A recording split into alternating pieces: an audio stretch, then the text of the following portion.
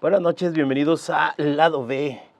Son las 7 de la noche con 2 minutos. Mi nombre es Federico Aguilera y les doy la más cordial bienvenida al programa del día de hoy. El día de hoy vamos a tener una entrevista con Genaro Martínez. Él escribió este libro llamado Invasión Silenciosa, que forma parte de una serie de libros que giran en torno a temas que ya iremos platicando ahorita en la entrevista. Este es el libro 2, Invasión Silenciosa, la verdad oculta. Vamos a platicar con él en un momento más para hacer esta entrevista. Gracias a la editorial Hachette. Ya está con nosotros nuestro invitado del día de hoy. Él es Genaro Martínez, a quien saludo con muchísimo gusto. ¿Cómo estás, Genaro? Muy bien, ¿y tú, Federico? Muchas gracias por invitarme. No, muchas gracias por estar aquí en Lado B, por darte el tiempo, sobre todo en esta hora que el tráfico se pone sabrosón, Sí, ¿no? sí. Ahí batallé para llegar, pero aquí estoy. Bueno, llegando a la cabina de Lado B, Genaro me dijo que él es colega, porque tuviste un programa en Frecuencia Tech, ¿no? Hace tiempo, tuve durante 8 años un programa que se llamaba Alta Fidelidad y tocábamos rock en inglés, 70s, 80s, 90s, 2000s. Gran referencia. Bueno, yo recuerdo la película, ¿no? Alta Fidelidad, no sé si la viste. Sí, claro. ¿No? Ajá. Hablando de melómanos, Sí, ¿no? sí. Hablando de melómanos. ¿Y qué tal la experiencia en la cabina? Me encanta, yo estudié ingeniero, pero no me había dado cuenta hasta una edad adulta que siempre estuve con este lado de, pues, crear algo. Y me gusta mucho la música, soñaba con tocar la guitarra, pero bueno, nunca me fui por ese camino, pero la disfrutaba tanto la música que un amigo me invitó a su programa y luego después yo me quedé con el programa. Y Mira, me encantaba pues tener la conversación con el público y que pidieran las canciones y que escogieran, que conocieran también la música nueva, porque pues yo soy fan del rock y quería que mantener vivo ese género y les traía la música nueva. Entonces me encantaba ese diálogo con los radioescuchas. genial. ¿Sabes entonces de qué se trata la cabina de radio, ¿no? Y lo que encierra estar en una cabina, Un ¿no? poco. Bueno, él no viene a hablar de eso, viene a hablar de este libro llamado Invasión Silenciosa. La verdad oculta, que este es el libro 2, ¿verdad? Así es, sí. El libro 1 yo todavía no he tenido chance, este lo estoy leyendo, voy a la mitad prácticamente. Y bueno, hay aquí muchas situaciones que envuelven este libro. Bueno, yo lo estoy leyendo y me estoy dando cuenta que puedo leerlo sin haber leído el primero, ¿no? Sí. Digo, es una trilogía Es una de ciencia ficción mexicana que se escribía poco antes, pero ahora Ujú. cada vez más hay más propuestas de editoriales como Hachette, que es la que publica esta novela con este sello que se llama Otros Mundos, que están apostando por el talento mexicano en ciencia ficción, en fantasía y en horror. Entonces yo estoy muy orgulloso y contento de estar ahí como parte del sello. Y pues bueno, yo escribo historias tipo thriller, ¿verdad? Como acción y suspenso, pero pues bueno, con historias de personas que están enfrentando circunstancias a veces extraordinarias y fenómenos inexplicables.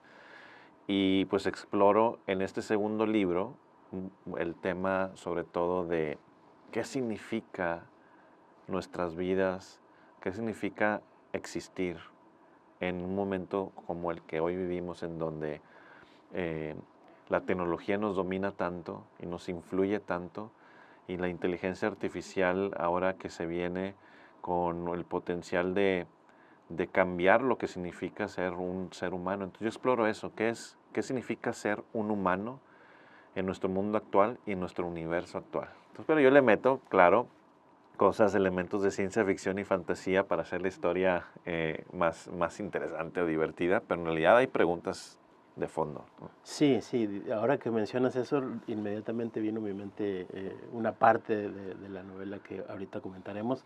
Pero bueno, el libro lo ubicas al inicio, sobre todo en Chicxulub, ¿no? Este Sí, puerto yucateco, ¿no? de hecho, la primera parte empieza en el desierto de Coahuila con un paleontólogo que se llama David.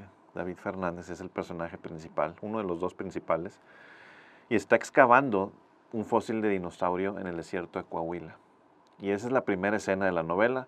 En la excavación encuentran entre los huesos un objeto metálico que luego en las redes sociales se rumora de que es un artefacto extraterrestre. Y toda la primera novela es una carrera de mucho suspenso para encontrar la verdad detrás de ese supuesto artefacto extraterrestre. Entonces empieza en Coahuila y Monterrey, porque aquí es donde es su área de operaciones. Luego nos vamos a Yucatán, como bien dices, porque precisamente el punto en donde se impactó el meteorito que extinguió a los dinosaurios está muy cerca de un pueblito que se llama Chicxulub. De hecho, se le conoce el cráter como el cráter de Chicxulub a nivel científico, ¿no? A mí, cuando yo me enteré de eso, allá hace ya muchos años, me impactó mucho y que fuera en nuestro propio país, ¿no? Claro. Haya ese evento tan grande. Entonces, siempre quise encontrar una forma de introducirlo a una historia de las que yo imaginaba y pues encontré esta excusa, ¿no? ¿Qué estaría haciendo algo extraterrestre en tiempos de los dinosaurios? Y esta es la pregunta que se hace el personaje principal. Y en la segunda parte, pues empezamos ahí, donde terminó la primera, pero nos vamos ahora ya a escalas más hasta galácticas, diría yo. Siempre se ha mencionado, o una de las teorías, ¿no? Hablando de los antiguos mexicanos, ¿no? Es que hay una relación con, pues con los extraterrestres, con los ovnis, ¿no? Hay algunas lecturas que incluso tú también haces como alusión a eso, referencias acerca de los códices tal vez, ¿no? Que aparecen en estas culturas, en la maya, sobre todo la que es en la que tú te refieres, donde podemos vislumbrar una conexión con esos otros mundos. Y siempre ha estado como esa teoría, ¿no? Y Sí. tú decides también abordarla a partir de tu libro. Es que todas nuestras culturas ancestrales han tenido, y yo creo que la seguimos teniendo como la misión de Artemis a la luna de la semana pasada, Ajá, sí, sí. una relación muy cercana con el cosmos. Porque pues imagínate en aquellas épocas, es más, hoy si tú sales de la ciudad y pasas una noche en el campo y ves el cielo, ves las estrellas en la noche, es abrumador. Entonces imagínate en aquellas épocas donde no había otra cosa más que eso. Entonces por eso todas estas culturas ancestrales y en especial la maya, está muy conectada al cosmos, tiene una cosmología muy profunda, muy desarrollada. Y bueno, yo me tomé una libertad extraordinaria aquí de tomar algunas cosas de la cultura maya, con todo el respeto, pero para pues explorar qué hubiera pasado si los mayas en realidad tuvieran una conexión extraterrestre. Entonces ahí me imagino, no quiero dar spoilers, pero obviamente en la portada del libro que se llama La Verdad Oculta viene una pirámide maya de la ciudad de Palenque, ¿no? Entonces algo tiene que ver eso, ¿no? Quiero regresar un poco a lo que dijiste al inicio de la charla.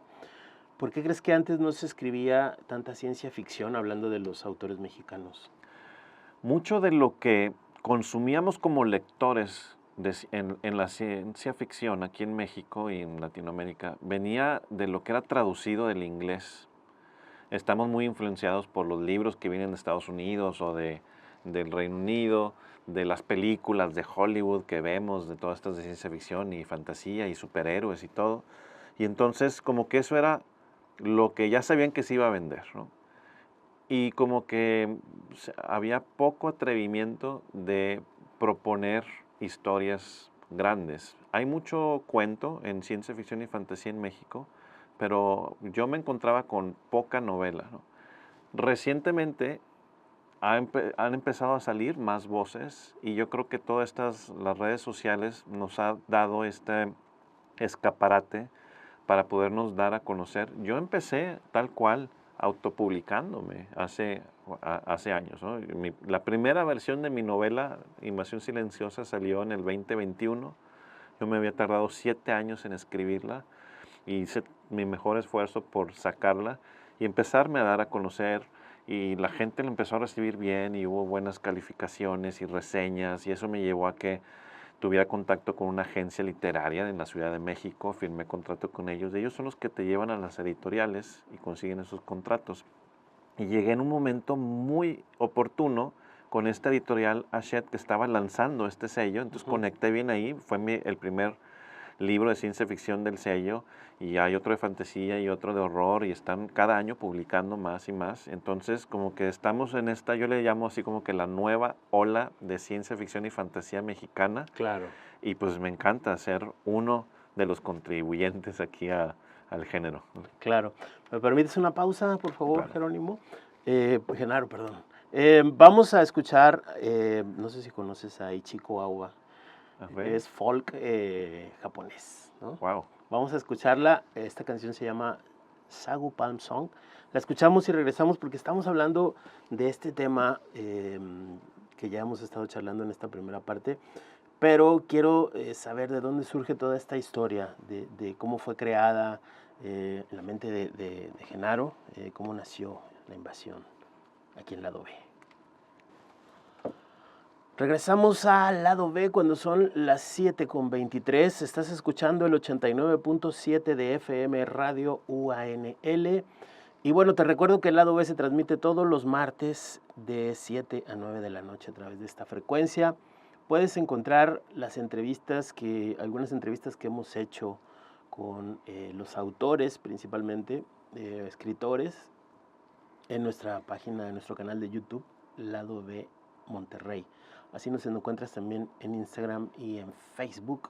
Así que bueno, yo te invito a que visites sobre todo YouTube para que veas las entrevistas. Por ejemplo, esta que estamos haciendo con Genaro de Invasión Silenciosa, la vamos a colgar obviamente pronto ahí para que puedan verla y revivir, o pues si no están escuchándolo ahora, bueno, ahí lo van a ver.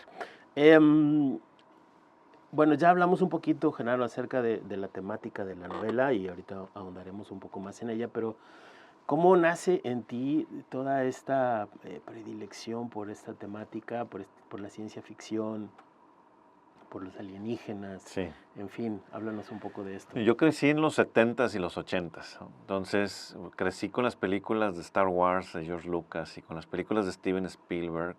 Eso fue lo que formó mi imaginación. Claro. Visualmente, el cine me influyó mucho, ¿no? Luego de niño, yo crecí en Coahuila, y Coahuila resulta que es una tierra muy rica en fósiles de dinosaurios. Sí. Eso en los 70 no se conocía, pero cuando yo era niño en el rancho de mi abuelo, yo descubrí fósiles marinos, conchas y caracoles y amonitas, y yo soñaba con descubrir un dinosaurio. Me fascinó todo ese tema y leía mucho sobre eso. Pero también, como platicamos hace ratito, en el rancho, en la noche, ves la Vía Láctea, ¿no? La ves ahí, la mancha de la nube de estrellas que forma nuestra galaxia en la que vivimos. Y Oye, mí para era- un citadino eso es una experiencia. es una experiencia realmente abrumadora. No sé si te acuerdas de aquella época, pero el cometa Halley fue muy famoso. Claro. Y pues lo fuimos a ver en la madrugada y todo, y con telescopios y binoculares y todo.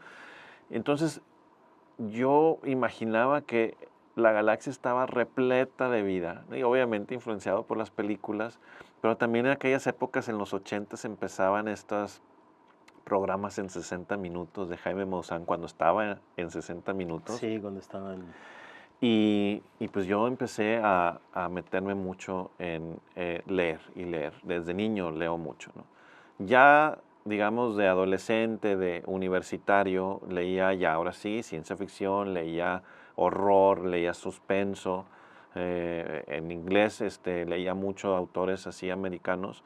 Y pues eso me formó el lenguaje narrativo que hoy tengo, ¿no?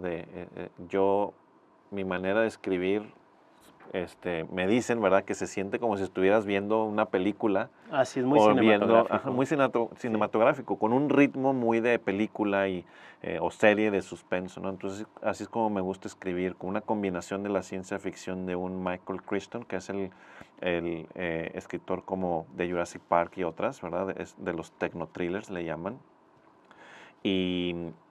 Pero el suspenso, como que el ritmo del suspenso de un Dan Brown, del Código Da Vinci, ¿no? Claro, Más claro. o menos así es como que no es que sean como que influencias, pero definitivamente todo lo que yo he visto, vivido, leído, ¿verdad?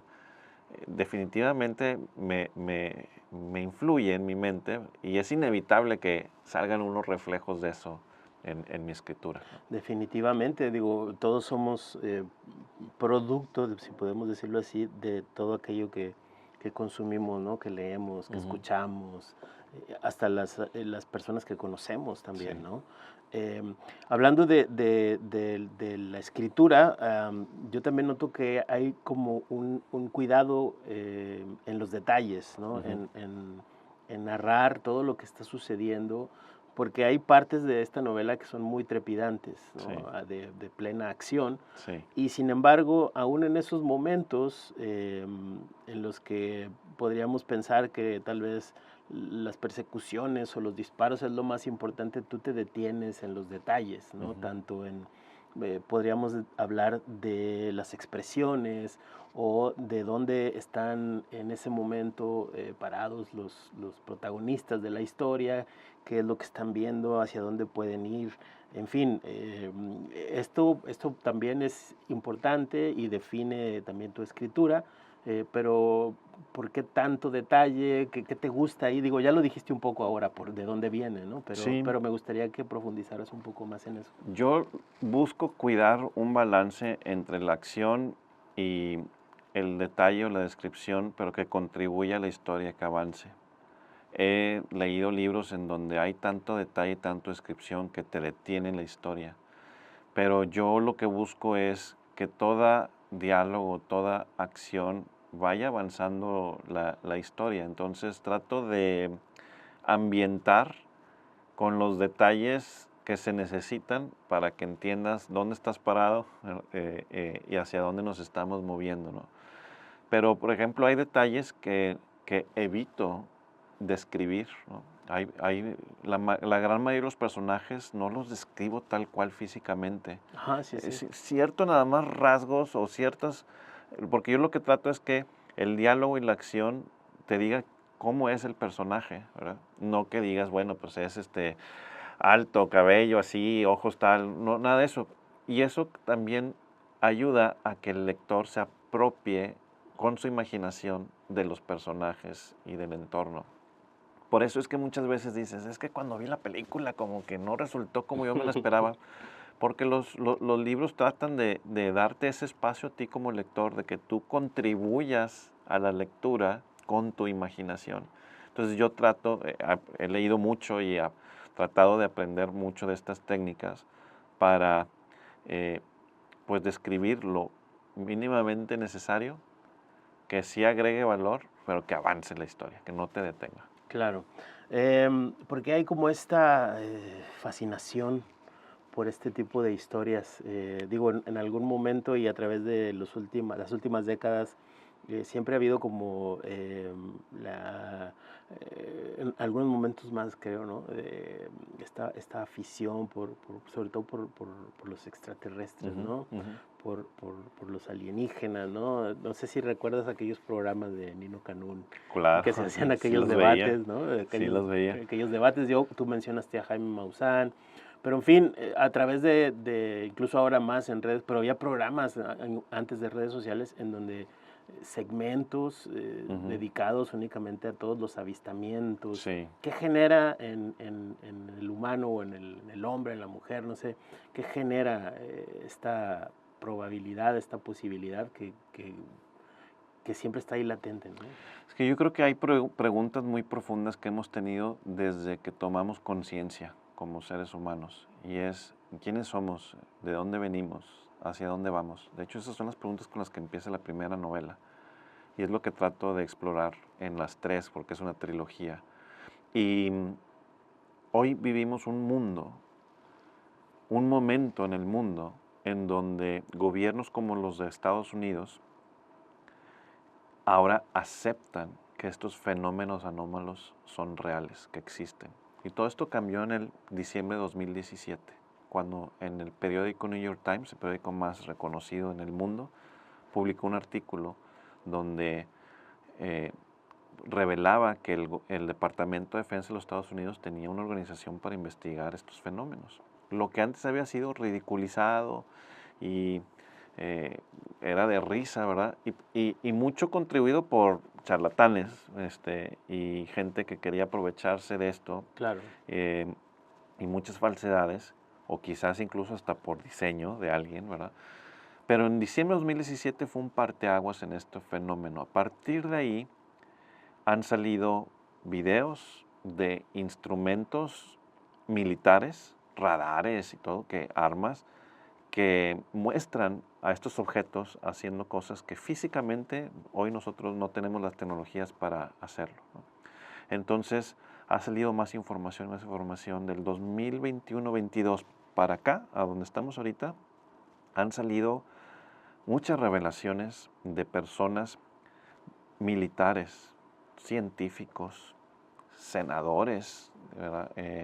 Gente con las credenciales completas. No hay charlatanerías aquí, son gente con credenciales, con carreras, con historia verificable y que dicen, vimos esto. Entonces como que estamos llegando a un momento en el que algo quizás vamos a conocer un poquito más de cuál es nuestra verdadera realidad que vivimos. Y pues bueno, yo me apalanqué de eso con mi primera novela y pues me fui de lleno a pues imaginarme qué pudiera ser. Porque para mí la gran pregunta no es si estamos solos en el universo o no. Yo estoy convencido de que la vida abunda en el universo. Pero si eso fuera real, ¿verdad? Esta respuesta, para mí las verdaderas preguntas es, bueno, ¿y quiénes son? ¿Y qué quieren? ¿Qué intenciones tienen al estar aquí con nosotros? ¿Desde cuándo están aquí? ¿Con quién han hablado? ¿Han estado aquí desde hace unos cuantas décadas? ¿O siglos? ¿O miles de años? Y si es así, ¿qué tanto han influenciado las culturas y religiones de la humanidad? O sea, esas son las preguntas a mí que me inquietan, ¿no? Claro. Y que son las que me encanta pensar y pensar y pensar y ahora pues, las estoy escribiendo. Pero yo creo que eso es la discusión que se va a generar cuando esta información empiece a ser pues más propiedad de las personas, ¿no? Sí, definitivo. Bueno, vamos a una pausa. Son las 7:34 y vamos a regresar para seguir platicando acerca de Invasión Silenciosa y con Genaro Martínez. Vamos a escuchar a esta banda que siempre habla mucho de universos y de asteroides. Ellos son Zoé y esto es Memorex, que el nombre completo es Memorex y el corazón atómico de la Vía Láctea.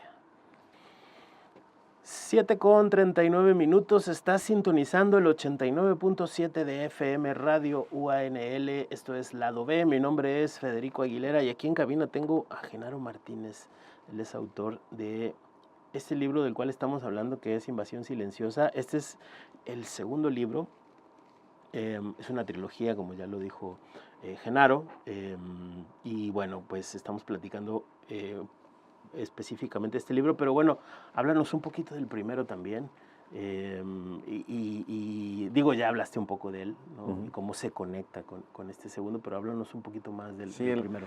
El primero empieza con este paleontólogo que se llama David, que les decía que estaba excavando un fósil de dinosaurio, él y sus compañeros paleontólogos, en el desierto de Coahuila. Por eso es que también tiene esta conexión con nuestro entorno local. Y en esa excavación entre los huesos del dinosaurio encuentran una pieza de metal que cuando la extraen se dan cuenta que no es natural, que tiene como que cierto diseño. Entonces suben el video a las redes sociales y se hace toda una controversia, se pelea con su equipo de paleontólogos y todo el mundo empieza a ver pues qué significa algunos dicen que es un artefacto extraterrestre, entonces lo empiezan a perseguir los fanáticos de los ovnis, un investigador de ovnis muy famoso, y los científicos lo critican a este chavo David, hasta un encuentro con narcos ahí en el desierto porque pues andaba excavando por zonas ahí medio peligrosonas. Claro. Y luego resulta que la otra protagonista que se llama Victoria Collins, ella es una norteamericana militar de las Fuerzas Armadas que está trabajando en una agencia medio extraña, la envían a investigar ese caso. Y ella llega con David presentándose como una agente de la NASA, ¿verdad? Y lo cual no es cierto. Entonces así empieza, y toda la trilogía, todas las novelas están narradas desde los puntos de vista de estos dos personajes, de David y Victoria. Y siempre estamos un capítulo con David y otro capítulo con Victoria. A veces están juntos, a veces están separados, pero así nos vamos. Entonces, toda la primera novela es una carrera por descubrir la verdad detrás de este supuesto artefacto. Y ahí lo que manejamos mucho es este contexto actual de la información junto con la desinformación. Hoy estamos en un mundo tan invadido, pues se llama también invasión silenciosa, tan invadido de toda esta información que ya no podemos distinguir las noticias reales de las noticias falsas, ¿no? Cuando estábamos en la pandemia, no sé si te acuerdas, hubo un momento Claro. en que la gente le creía más al WhatsApp del vecino que a un artículo científico, Sí, sí, ¿no? sí. Ahora, con la inteligencia artificial, porque de la pandemia para acá cambió el mundo radicalmente en términos tecnológicos, la inteligencia artificial hoy es tan poderosa que ahora no podemos ni distinguir las imágenes de lo que es algo real con algo que es falso, ¿no? Entonces, en el segundo libro, ya después de que vemos si es falso o verdadero, ¿verdad? El primer libro es como apenas abrir la puerta y tratar de asomarte qué hay detrás de esa puerta. El segundo libro, ahora sí, entramos a la puerta y nos damos cuenta que hay más puertas adentro, ¿no? O sea, la verdad, lo digo ahí en el libro, tiene muchos niveles de profundidad, ¿no? Entonces, yo lo que exploro es por eso el segundo libro se llama La verdad oculta, porque no nada más es la verdad oculta de lo que vemos hoy en el mundo, en las noticias y en lo que se dice que es nuestra realidad que vivimos, sino hasta en la galaxia puede haber otros secretos y otras verdades ocultas. Entonces, yo lo que exploro es esta posibilidad de que en el universo hay más vida que ha estado aquí con nosotros desde hace tiempo y qué tanto nos ha influenciado, ¿no? Y que nosotros nos creemos los dueños del universo, ¿no? Somos hasta de cierta manera arrogantes como seres Sí, humanos sí, pensando sí. que podemos controlarlo todo, ¿no? Y nos damos cuenta que no podemos controlar a la naturaleza. Ahora imagínate querer controlar a otras civilizaciones más avanzadas, pues menos. Entonces lo que exploro es así como que, bueno, el ser humano en el contexto galáctico, ¿cuál es su rol? ¿Qué significa ser humano en el universo? Que es la misma pregunta que tenemos hoy en día en nuestras vidas. ¿Qué significa ser humano en este mundo actual en el que vivimos? Donde hay inteligencias no humanas. Vamos a hablar de la inteligencia artificial para no hablar de extraterrestres todavía.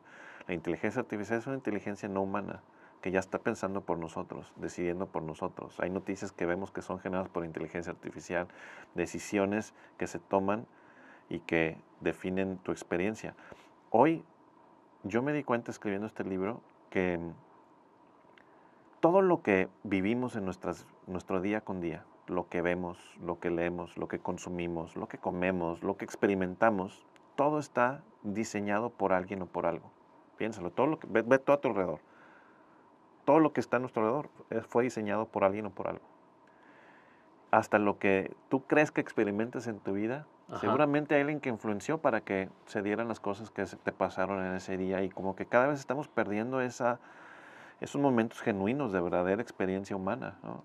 Entonces, el que estemos pegados a nuestros teléfonos, prácticamente lo que ahorita platicábamos nos daba la película de The Matrix. Ujú. Estamos pegados a un mundo virtual y estamos perdiendo estas experiencias humanas. Entonces, ¿qué pasa al rato cuando los niños ya no tengan contacto con otras personas más que con inteligencias artificiales? Sí, es un tema para profundizar, ¿no? Y porque nos está sucediendo en estos Sí. momentos. No sabemos hacia dónde vamos a ir, ni cómo se va a desarrollar esta parte.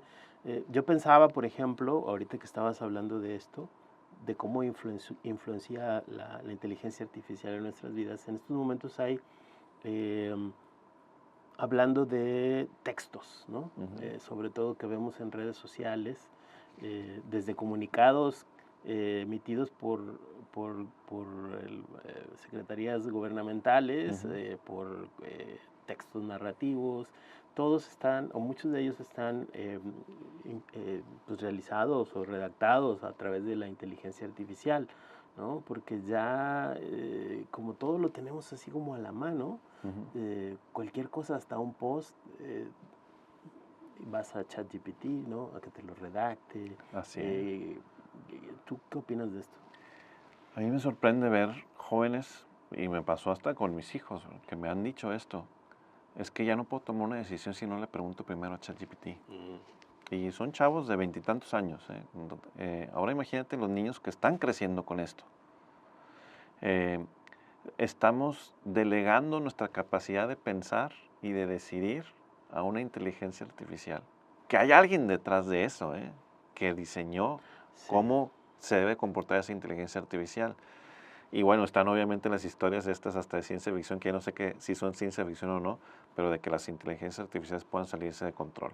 Pero al final es, ¿dónde estamos quedando nosotros como personas? Entonces sí tenemos que poner la atención a esto, porque las nuevas generaciones, los niños de ahora que están naciendo y creciendo con experiencias fabricadas por la inteligencia artificial, entonces, ¿dónde vamos a quedar nosotros como personas? Ahorita lo estamos viendo de una manera muy light, diría yo, con lo que vemos de fotografías, videos hechos con inteligencia artificial, textos, como decías. Digamos que ese es el principio, ¿verdad?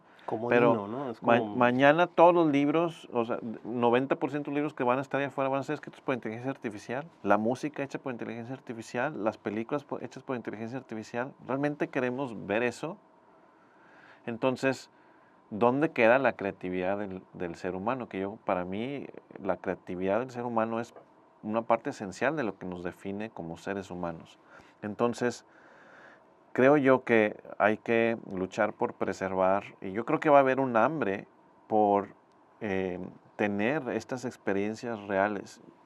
Hay cosas que me llaman la atención positivamente, donde veo en algunas partes así del mundo en donde están desconectándose, teniendo estas oportunidades de desconectarse de las redes sociales al menos por una hora y convivir, ¿no? En silencio o con personas, porque eh, nos hace falta este contacto Sí, humano. sí, sí. Yo lo vivo en mi día a día. Yo trabajo la mayor parte de mi tiempo remoto y extraño el contacto con las personas de la empresa. Te hace falta enterarte de lo que Sí, está sí. sucediendo en la empresa, Sí, la ¿verdad? convivencia es No nada más necesaria. ahí el correo y el compromiso y el objetivo, ¿no? Pero es lo mismo pasa entonces con las relaciones interpersonales. ¿Qué va a pasar con nuestros niños que es más fácil tener una relación con una inteligencia artificial que habla y te dice lo que más anhelas y deseas, y que no te atrevas a hablarle a una persona, ¿verdad? A una persona real? Entonces sí creo que eso es el daño que nos ha causado la tecnología. Se supone que la tecnología nos quiere acercar, pero en realidad al mismo tiempo nos aleja. Entonces estamos viviendo un momento bien difícil.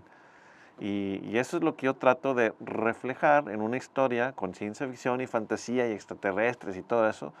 Pero es esto el mundo. O sea, yo sí me lo pregunto. Sí. ¿Cómo va a ser?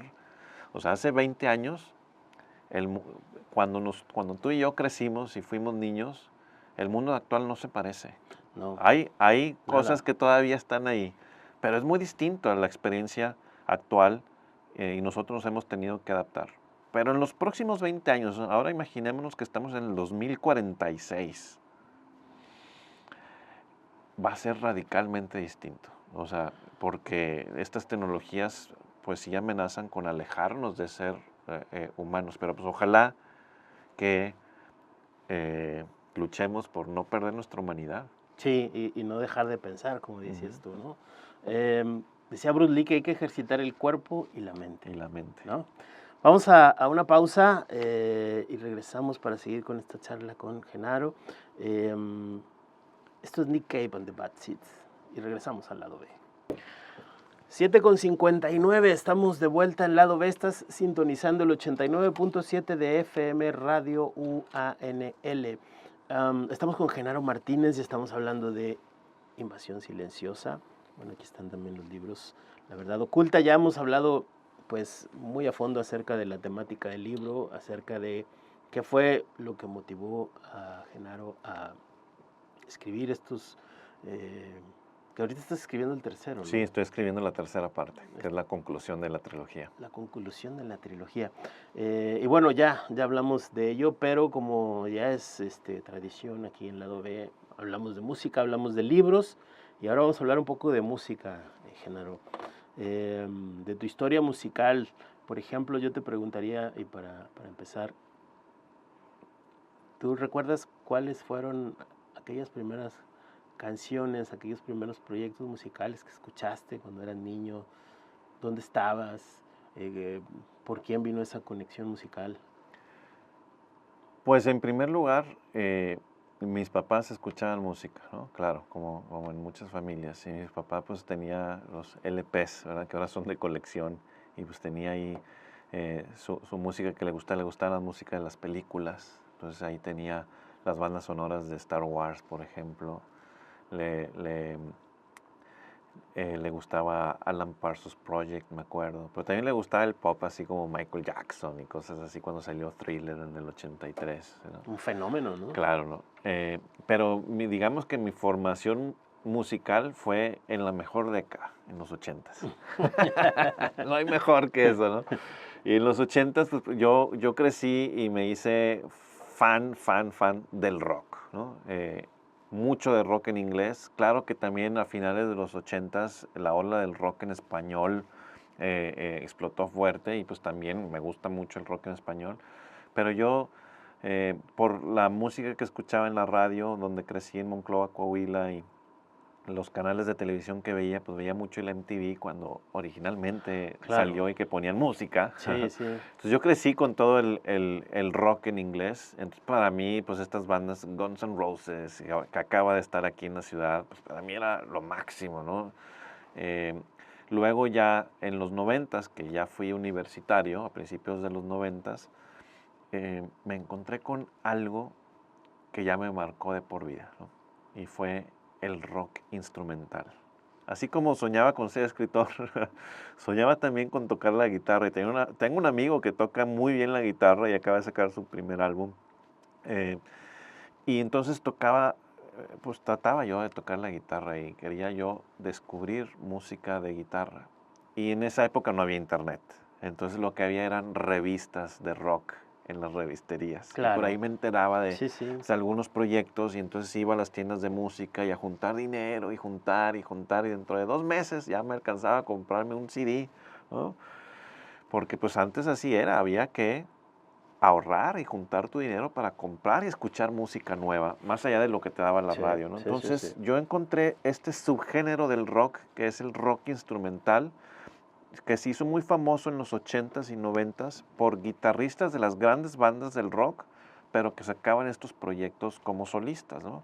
Entonces, para mí los mayores exponentes de esto, que soy fanático, los he ido a ver como 10 veces a sus conciertos, un guitarrista que se llama Steve Vai y Joe Satriani, ¿no? Steve Vai estuvo con David Lee Roth, estuvo con Whitesnake, antes con Frank Zappa, y por ahí conocí el rock progresivo.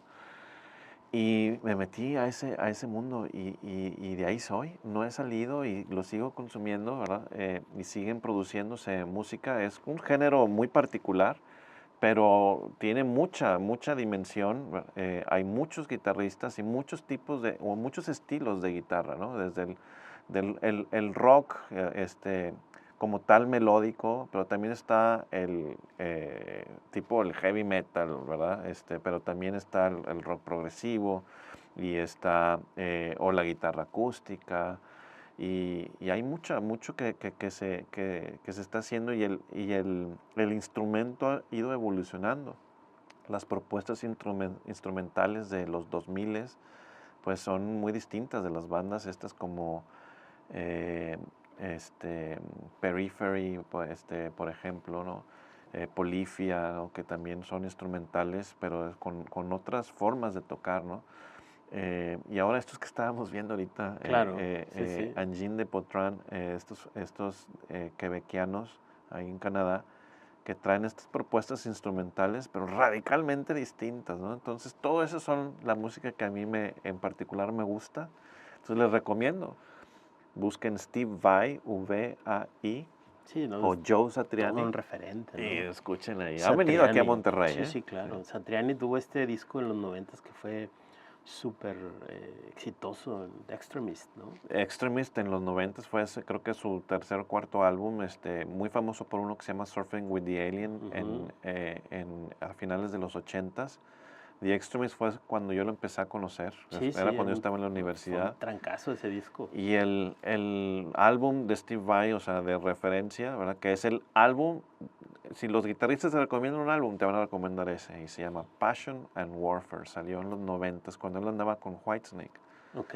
Son música que te transforma, que, o sea, que te toca, que te llega así al corazón. No nada más es guitarra así, no, hay mucha melodía y mucho sentimiento, ¿no? Sí, sí. Este concepto de los tres guitarristas era el G3. El G3, sí, de hecho fueron Joe Satriani, él fue el que lo creó, Steve Vai, y siempre tenían un tercer guitarrista invitado. Él como que el tercero era como el que variaba un poco, ¿no? Sí, siempre invitaban a alguien en cada gira, ¿no?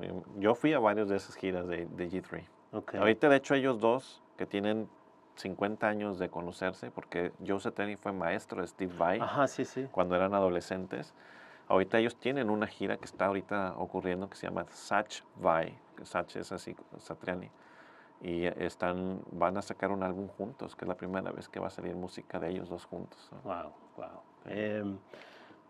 De hecho, esa era la siguiente pregunta. Menciónanos algún concierto memorable al que haya sido. Híjole, ¿Y por sí. qué, no? Descríbelo un poco. Me encanta la música. He ido a muchos conciertos. Bueno, habrá gente que haya ido a muchos más conciertos, ¿no? Pero bueno, he ido a muchos conciertos y siempre he querido como que ver estas de las bandas de rock que pues antes no venían aquí al país, a Monterrey, pero ahora que ya estamos en esta época de nostalgia, pues han podido venir y pues me ha tocado ver a todas estas bandas que fui fan de niño.